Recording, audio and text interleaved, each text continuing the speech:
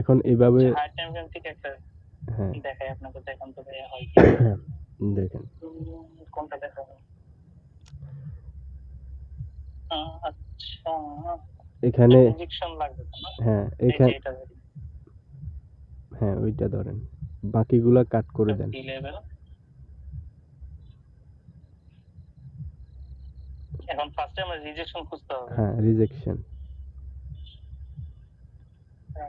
ওকে rejection পেয়ে গেছি। রিজেকশনটা রেখে বাকিটা কাট করে দেন। রিজেকশন ক্যান্ডেলটা রাখেন। রিজেকশনটাকে আবার মার্ক করতে হবে। হুম তো ডে ক্যান্ডেল থেকে 1 আওয়ারে চলে যাবে।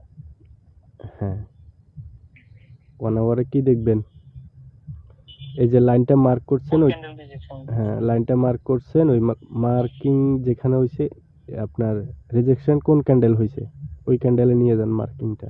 এটার পরে ক্যান্ডেল, হ্যাঁ এই যে ওকে ক্যান্ডেল রিজেকশন। হ্যাঁ এখন আপনার ইমিডিয়েট এ লেভেল কোনটা? ইমিডিয়েট এ লেভেল এই যে এটা।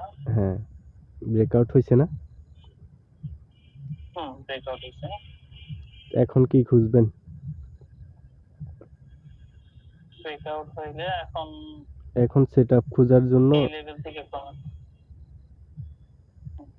এখন সেটআপ খুঁজবেন।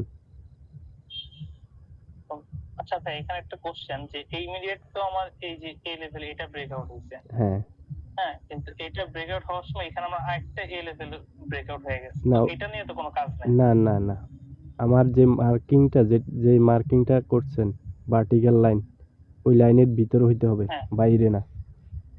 ও আচ্ছা আচ্ছা, এটা তো আমার এই হাই টাইম ফ্রেম থেকে এখানে আসছে। হ্যাঁ হ্যাঁ ওকে, বুঝতে পারছি, সরি।